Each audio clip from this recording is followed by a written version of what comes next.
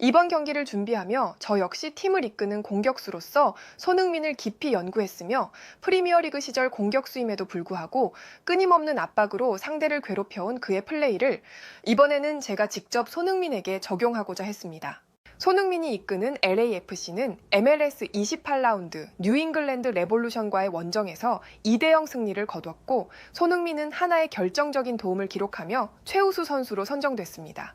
프리미어리그를 넘어 이제는 미국 무대에서도 손흥민의 가치를 확실히 증명하고 있다는 분위기가 현지에서는 지배적인데요.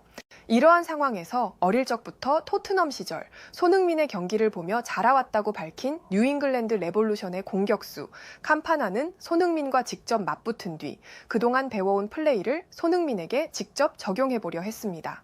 그러나 경기 후 훈련장에 복귀한 그는 뜻밖의 이야기를 꺼내놓으며 미국 현지에서 큰 반응을 일으키고 있는데요. 자세한 내용을 좋아요 버튼과 함께 살펴보겠습니다. 뉴잉글랜드 레볼루션과의 경기가 끝난 뒤 미국의 방송에서는 손흥민을 집중 분석했고 프리미어리그에서 그랬듯 미국 무대에서도 곧바로 성공을 거둘 것이라 전망했습니다. 16살에 함부르크에서 시작한 그는 이미 EPL에서 가치를 증명했고 영어와 성격까지 겸비했기에 동료들이 손흥민을 따를 수밖에 없다는 분석이 이어졌습니다. 합류 직후부터 손흥민은 훈련장 분위기를 바꿔놓았습니다. 공개된 첫 영상에서 동료들이 물을 뿌리는 장면은 그의 친화력을 그대로 보여줬습니다. 경기에서도 영향력은 즉각 드러났습니다. 손흥민의 패스로 쐐기골을 기록한 마티우 초니에르는 함께 뛰는 것만으로 행복하다. 손흥민 덕분에 경기가 쉬워지고 훈련장이 즐겁다며 손흥민의 팬을 자처했다고 방송은 전했는데요. 또한 선제골의 주인공 마르코 델가도는 손흥민은 실력과 인성 모두 완벽하다. 우리 모두가 그를 좋아한다고 강조했습니다. 뉴잉글랜드전 라커룸에서 분위기를 주도하며 동료들을 하나로 묶은 모습까지 손흥민은 이미 팀의 중심으로 자리 잡았다는 평가가 나오고 있는데요. 이러한 상황에서 뉴잉글랜드 레볼루션의 최전방 공격수 캄파나는 손흥민을 상대한 자신의 생각을 전했습니다. 저는 지금 회복 훈련에 임하고 있고 다음 경기를 준비하고 있습니다. 하지만 며칠 전 경기가 끝난 뒤 기자들이 제게 가장 먼저 던진 질문은 단 하나였습니다. 경기 전부터 손흥민과 맞붙는 기대감을 숨기지 않았던 제가 실제로 그를 직접 상대해본 소감이 무엇이냐는 질문이었죠.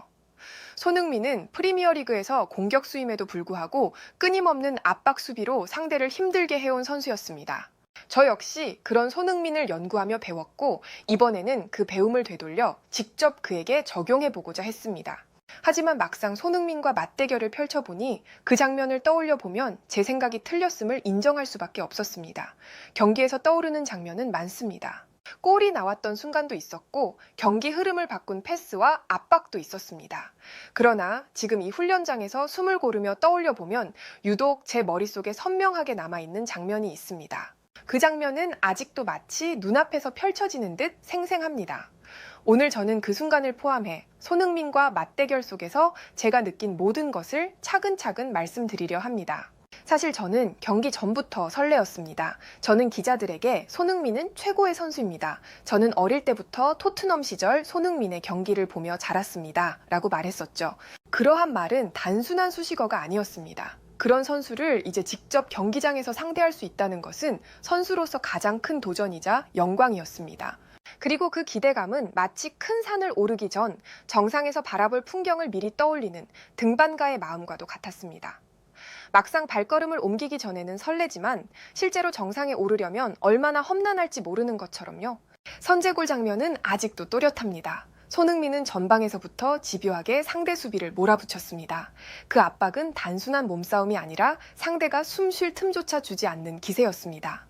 결국 우리 수비는 당황했고 급하게 처리한 공이 손흥민의 팀 동료의 발 앞으로 흘렀습니다. 그리고 그 공은 그대로 골망을 흔들었죠. 손흥민은 슈팅을 하지 않았지만 그 장면의 시작과 끝은 분명 그의 압박이었습니다. 저는 그 순간 공격수임에도 불구하고 수비를 압박으로 흔드는 그의 진짜 힘을 다시 깨달았습니다. 두 번째 골은 손흥민의 또 다른 얼굴을 보여주었습니다. 페널티 박스 앞에서 공을 잡은 그는 우리 수비를 완벽히 끌어당겼습니다. 저를 포함한 모든 수비수의 시선이 손흥민의 발끝으로 쏠렸습니다. 모두가 그가 슈팅을 날릴 것이라 생각했죠. 그러나 그는 순간적으로 시야를 넓히며 옆으로 파고드는 동료를 정확히 찾아냈습니다. 그 패스는 타이밍과 각도 모두 완벽했고 동료는 그대로 추가골을 터뜨렸습니다. 손흥민은 다시 한번 직접 마무리를 짓지 않고도 경기를 바꾸는 법을 보여주었습니다. 그는 한순간의 선택으로 팀 전체를 살리는 힘을 가지고 있었습니다. 하지만 저를 가장 크게 흔든 장면은 따로 있었죠. 바로 제가 직접 손흥민을 압박했을 때였습니다. 저는 프리미어리그 시절 손흥민이 토트넘에서 보여준 환상적인 활약을 오래 지켜봤습니다. 그는 공격수임에도 불구하고 끊임없이 압박을 걸어 상대를 괴롭히는 선수였죠. 저는 그런 손흥민의 움직임을 연구하며 제 플레이에 녹여내고자 했습니다. 오늘은 그 배움을 되돌려 직접 그에게 시험해보고 싶었습니다. 그러나 결과는 참담했습니다. 제가 뒤에서 빠르게 붙으며 압박을 시도하는 순간 손흥민은 미리 알고 있었다는 듯 반대 방향으로 몸을 전환하며 제 무게중심을 무너뜨렸습니다. 저는 순간적으로 허공에 몸이 쏠렸고 균형을 잃으며 당황할 수밖에 없었죠.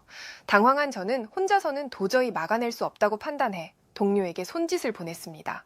곧바로 두 명이 동시에 강한 프레싱을 걸어 들어갔습니다. 그러나 손흥민은 마치 모든 상황을 읽는 듯 속도를 줄였다가 다시 끌어올리며 드리블을 이어갔습니다. 그리고 불과 몇 초 사이 손흥민은 다시 방향을 바꾸며 저를 두 번이나 연속으로 무너뜨렸습니다. 그 장면에서 저는 설명하기 힘든 감정을 느꼈습니다. 그의 발끝은 공을 다루는 것이 아니라 마치 공과 하나가 되어 춤을 추는 듯 했습니다.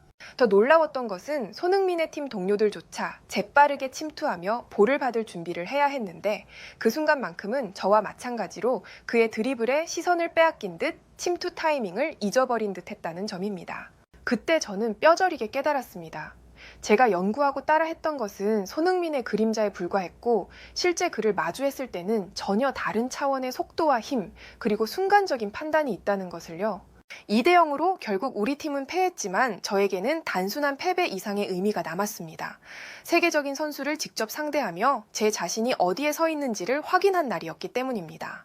쓰라렸지만 동시에 값진 경험이었습니다. 저는 손흥민을 연구했고 그의 압박과 움직임을 제 무기로 삼으려 했습니다. 그러나 오늘 저는 그 모든 시도가 손흥민에게는 통하지 않았음을 깨달았습니다. 그는 한 수 위였습니다. 이 사실은 선수로서 저를 겸손하게 만들었고 동시에 저를 성장시키는 계기가 될 것입니다. 어릴 적 TV 너머에서만 보던 손흥민을 이제는 같은 무대에서 정면으로 상대했습니다. 그리고 그는 여전히 세계 최고의 기량을 보여주었습니다. 비록 우리는 승점을 얻지 못했지만 저는 오늘의 경험을 소중히 간직할 것입니다. 손흥민이 보여준 압박과 돌파, 시야와 선택은 지금도 회복 훈련 속에서 제 마음을 흔들고 있습니다. 해외에서는 이 같은 반응을 보여주었고 좋아요와 무료 구독 그리고 알림 설정해 주시면 영상 제작에 큰 힘이 됩니다. 여러분들의 생각을 자유롭게 댓글로 남겨주시고 오늘도 시청해 주셔서 진심으로 감사드립니다. 오늘도 편안함에 이르시길 기원하겠습니다. 이상 월드TV였습니다.